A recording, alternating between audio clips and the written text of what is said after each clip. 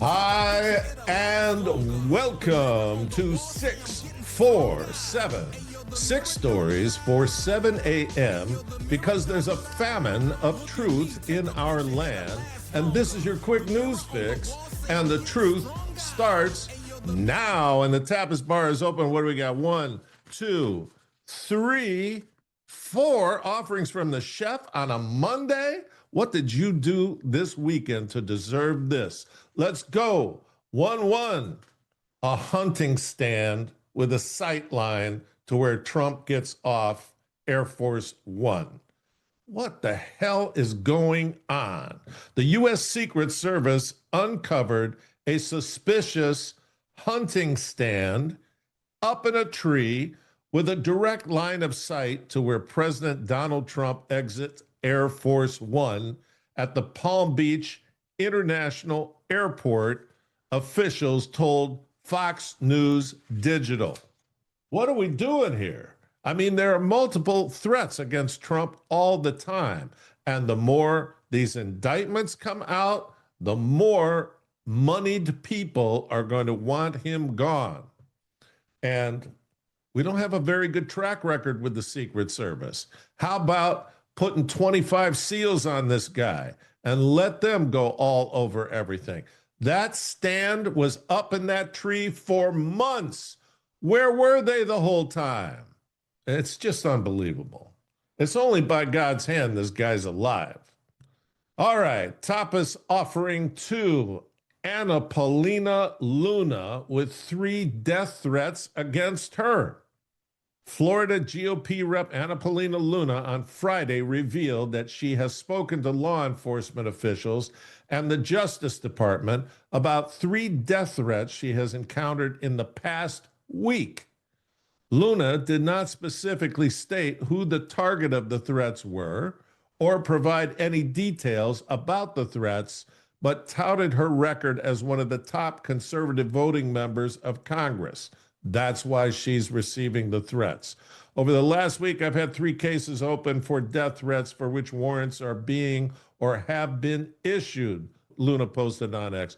One of the 3 stemmed from a targeted harassment campaign run by a trans activist posing as an alt-right page. The fact is, I'm one of the top conservative voting members of Congress. After talking with law enforcement, FBI, and DOJ, these individuals will likely be charged and arrested, she continued. But the bigger issue is that the radical left continues to embrace violence. It's our job as Americans to stand up against this bullshit. And it is. They're out there in all these funny animal costumes and everything, and that's supposed to disarm everybody, saying, they don't look violent. This looks like they're just enjoying their time together. It's a community. Yeah. Wake up, please. All right, tapas 3, drug sub. U.S. forces struck a drug smuggling vessel, a submarine, on Friday, killed 3 people. U.S. Defense Secretary Pete Hegseth said. That's Secretary of War, thanks. According to Hegseth, the boat was connected to a Colombian guerrilla organization, and Trump immediately went after the #1 person in Colombia and said, you're done. And the liberal press said, oh, this is terrible. This is awful. He's accusing him of being a drug lord. Yeah, I guess what? They found out information from that sub and from the guys who survived, and Trump is acting on it immediately.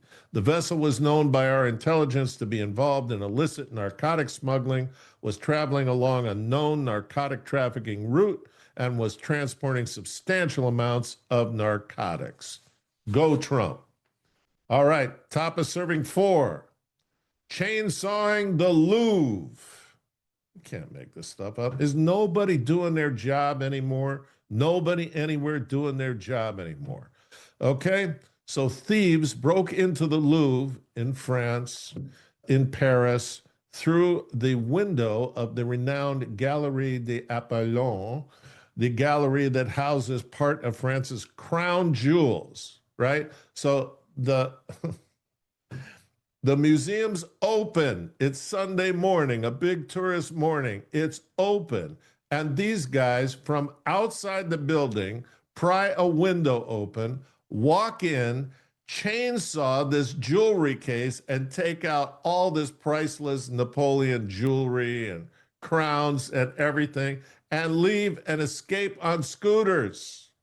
The whole thing took 7 minutes, and the place was open. What is going on? It's unbelievable. All right, take two. Praying and packing. Go pastor in Baltimore. Baltimore Reverend Rodney Hudson said he now carries a gun on him at all times after a series of violent incidents saw him attacked at the pulpit while giving a eulogy and mugged in his church's parking lot. I carry, and I don't care who knows it. That's what Reverend Rodney said. And you better not mess with him either, because this man was a U.S. Army paratrooper. It's sad to say we all believe in God as our protector, but the other harsh reality is that there are so many people who have absolutely no respect for God and our church nowadays, said Hudson, a pastor at Ames Memorial Church in Baltimore. Our church can only afford to hire one security guard, so Hudson has made himself the second line of defense. If they get past him, I'm the second guard, said Hudson, who was a U.S. Army paratrooper. The pastor almost has to be a security guard these days. Is there more to this? Yes. There were 415 hostile incidents targeting churches in 2024. 415. In 2020, there were 55. Okay? And almost all of these, the vast majority of these, are attacks from the left. We are engaged in a spiritual battle, Reverend Harold A. Carter Jr., a pastor at Baltimore's New Shiloh Baptist Church, told The Sun. Spiritual warfare is a major variable in this question. The same study shows that the number of armed churchgoers is increasing, high, with 54% of Protestant pastors reporting armed worshipers in their congregation, up 10% from 2019. That's too low, folks. It's too low. Churches are not immune to violence, disputes, domestic disagreements, vandalism, and burglary. While loving one another is a core Christian teaching, churchgoers still sin, and non-churchgoers are invited and welcome. So real security risks exist, whether a congregation wants to acknowledge them or not. It's true. There are soft targets, and we have to harden them up. All right, take three. This is about the famous No Kings demonstration on Saturday, worldwide, with claims of 7 million people attending. And I can't get any real granular information on this because they don't want you to have it. And when they don't want you to have it, it means the turnout wasn't as big as they thought. But one thing good, I don't see any reports of violence. So it's encouraging, but it's also a technique, because all this last week was all about violence from the left. Lots and lots and lots of different videos and reports on that. So what did the left do, and what did Soros fund them to do, right? Show up like this is a funny picnic, wear lots of inflatable animal and dinosaur costumes, and sing songs, and let's have lots and lots of gray-haired grandmas and grandpas. Look how gentle and nice this whole thing is. Don't be lulled to sleep by this. Just because these people are stupid fools who are following this and not concerned about what's going to happen to their grandchildren. All right, let's go to it. So They came up with the name Grand-tifa, right? Trump's made Antifa a terrorist organization, but Grand-tifa is all the gray-haired grannies and grandpas who are out there because they don't want their children to be raised under King Trump. So Grand-tifa, boomer resistance activists out in large numbers at No Kings rally, okay? So this is disguising the Hate America No Kings movement into Grand-tifa. All right. Older demonstrators joined Saturday's nationwide No Kings protests under the self-styled banner Grand-tifa, with participants holding handmade signs and wearing shirts declaring themselves grandparents against fascism. The No Kings demonstrations were organized in opposition to President Donald Trump and his administration's policies, according to Breitbart. According to an investigation by Fox News, this is Breitbart using Fox News, the No Kings movement is funded by a network of Democratic-aligned nonprofits, labor unions, and political action committees known as PACs, with some of its partner organizations linked to anti-Israel activism. The report cited billionaire donor George Soros's Open Society Foundations as providing multi-million-dollar grants to groups involved in organizing the protests. Republican lawmakers, including Ted Cruz and Chuck Grassley, have called for investigations into the financing of such demonstrations. That'll go on for a year. You know, if DOJ was serious, they would smoke out Soros and all of this. And on some level, I think they are working on it. But this was all a manipulation, okay? Even the homemade signs. They've been coming out with these mass-produced signs, and people are saying, look, this is serious money. No, this time it was grandma and grandpa and their magic marker signs and their homemade shirts. And it's like a bake sale. No, it's not a danger. So it is a danger because Soros is paying all this and he is paying Antifa, and they are being trained by ex-military people from our own government, and they're stockpiling weapons and stockpiling projectiles, and they're ready to go when the sign is given to cook this thing off. So don't be fooled by these inflatable animal costumes. It's all meant to obfuscate the underlying promotion of violence. The No Kings demonstrations were held in cities across the United States on Saturday, with protesters opposing what they described as authoritarianism under President Donald Trump.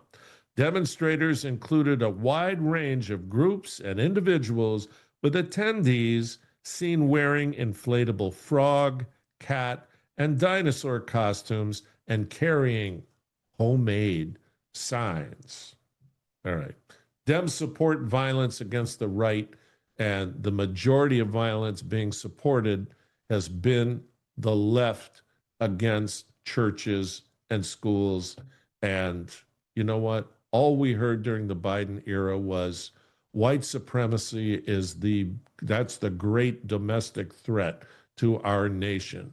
And we have to watch these churches.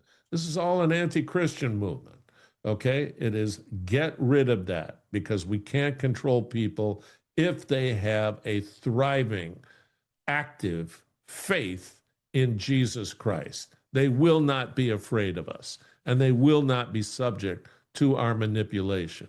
But you know what? You make it hard on yourself when you're not prayed up, when you're not in the fellowship of other believers, when you're not reading the Bible, and instead you sit in front of that sewer pipe of a television, or you're looking at the damn smartphone all day, okay? It's not going to end well unless those behaviors change. Take 4, RINOs must go.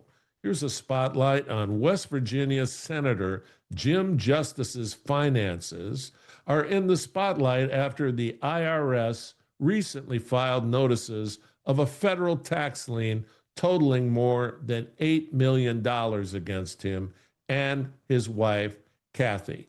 Okay, the IRS is known that he's owed this for 10 years, and they're finally filing a lien. This guy was 2 terms governor of West Virginia, plus he owns over 100 businesses with his kids and owns coal mines. And so nobody's touching him in West Virginia. This is the RINO way, right? And he's a slow pay on everything else. So don't pay your taxes, slow pay everyone else.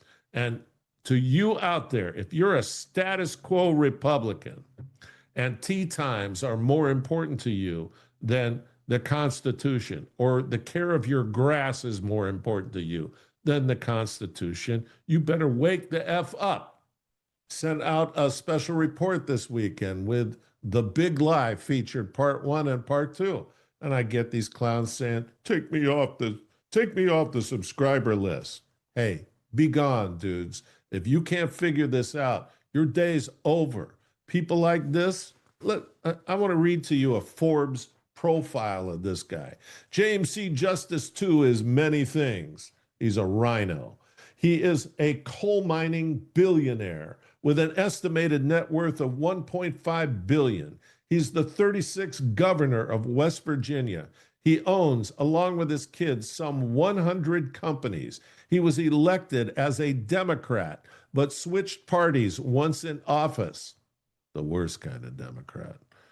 Now he belongs to us as a RINO. He is the owner of the Greenbrier, a gaudy 710-room luxury resort near White Sulphur Springs that dates to 1778 and once housed the nuclear fallout shelter of the United States Congress. Justice is 68 years old, 6'8", and weighs 368 pounds. There's a lot of 68s in there.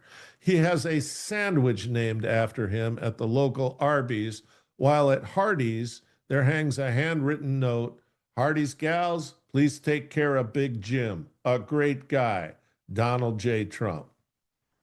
Yeah, Trump, stop shooting yourself in the foot here. He is also a man who has a hard time paying the bills. Since 2016, courts have ordered Justice and his companies to pay more than $10 million to more than a dozen suppliers, workers, and government entities. Over the same time, his companies also piled up $13 million plus in tax liens. He claims to have paid off many of these, still looming another $60 million in potential damages in a civil case awaiting final judgment, plus up to $3 million in fines in Kentucky. And then there's the mine reclamation. By federal law, when a surface mine closes, the operator has to restore the landscape.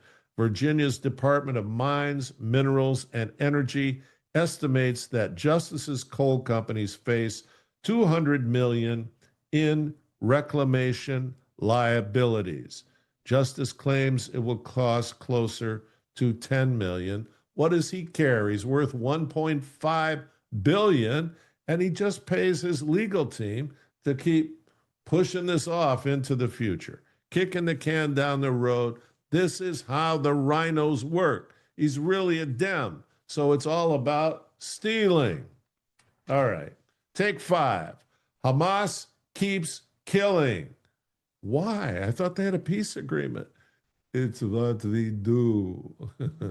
On Sunday, Hamas launched RPG and sniper attacks on Israeli forces. Can't make it up.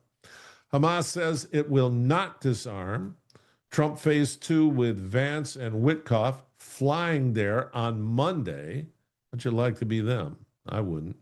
The IDF began striking to eliminate threats and destroy tunnels and military infrastructure used for terrorist activities after Hamas. Not only did they do this attack on Sunday, but they had an open execution of Palestinians in the street with these poor guys kneeling and being shot in the back of the head with crowds cheering and yelling. I don't get these people. Okay. And it's just always got to be killing. So Hamas claims we have no knowledge of any of this. And Netanyahu says to his troops, act forcefully. Trump said, if Hamas continues to kill people in Gaza, which was not the deal, we will have no choice but to go in and kill them. So regarding Trump and this whole thing and a bid for the Nobel Peace Prize and all of this, maybe you know this story. It's called I think it's an old Indian fable called The Frog and the Scorpion. In this case, Trump is the frog and Hamas is the scorpion. So the frog is sunning himself at the water's edge of a lake one day, and a scorpion crawls up to the edge of the water and says, hey, I need to get to the other side of the lake. You let me climb on your back and swim me across? And the frog goes, hell no. I know you. You're just going to sting me, and then I'll be paralyzed, and that'll be it. I'll be dead. No thanks. I'm busy. And the scorpion goes, no, no, no. I really have to get over there. And I wouldn't do that. Why would I do that? It would jeopardize me too. I want to live. And so the Trump, because the frog, I'm sorry, Freudian slip, because he wanted that Peace Prize, he says, okay, climb on my back. So the scorpion gets on his back and they start swimming nice and easy.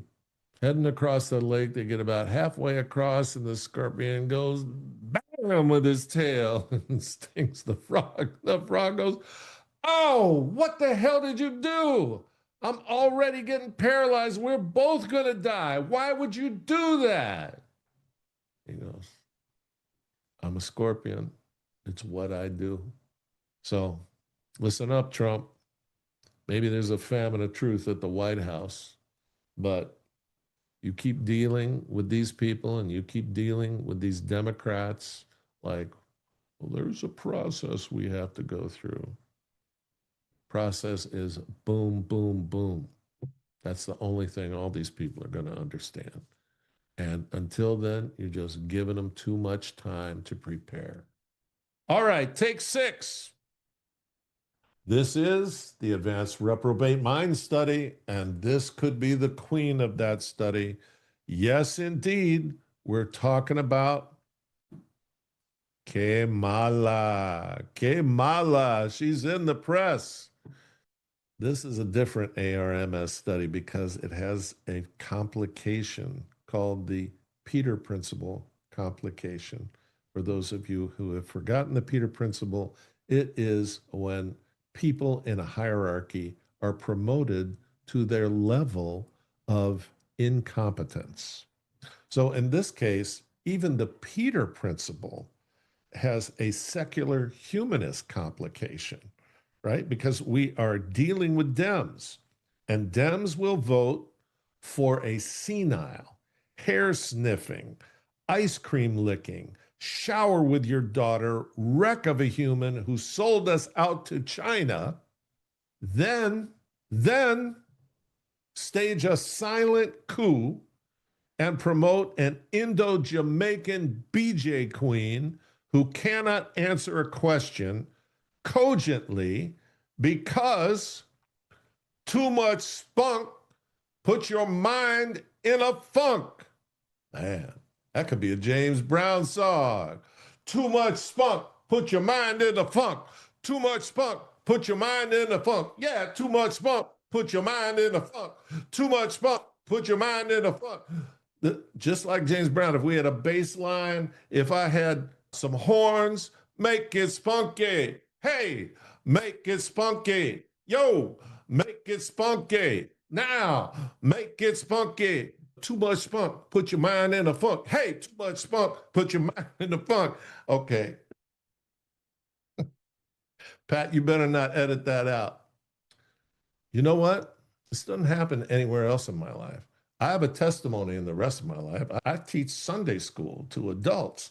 I do thoughtful, researched, meaningful Bible studies of the parables. But I get with you people and this kind of things. I turn into Mr. Microphone, okay? It's because this is a secular format, but it's on you, okay? So knock it off.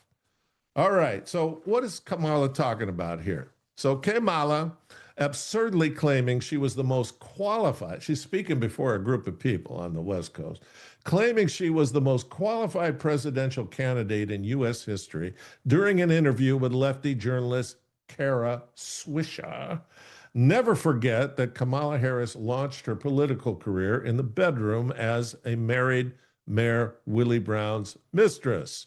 Democrats picked Kamala Harris as their presidential candidate in July 2024 in a silent coup of the sitting president, Joe Biden. These are the people who are claiming Trump's breaking all the laws. We need lawfare on him.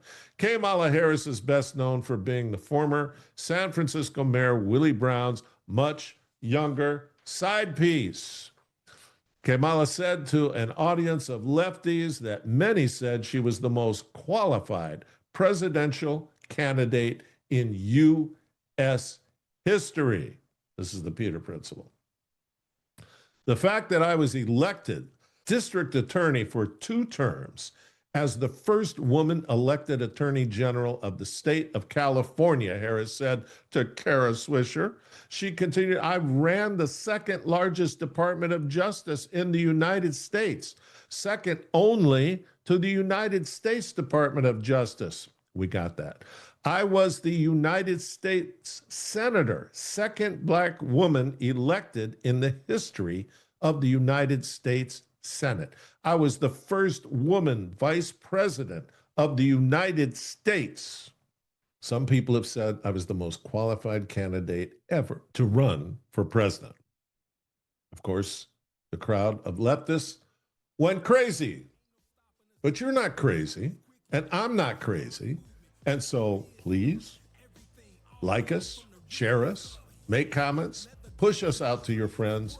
But above all, expect the blessing of Jehovah, the God Almighty, the omniscient God of the universe. It's Monday. It's the start of the week. It's kind of tough sometimes. But you know what? You got this. This is uplifting. This is a chance for you to get some energy and take it into the work week. And great God Almighty, please put your hands over all these folks and bless them, dear God, despite my poor behavior. Bless them all, and please bless me too. You always do. I don't even have to ask. Thank you so much, dear God. Thank you all for listening, and God willing, we'll be back tomorrow. Enjoy Monday.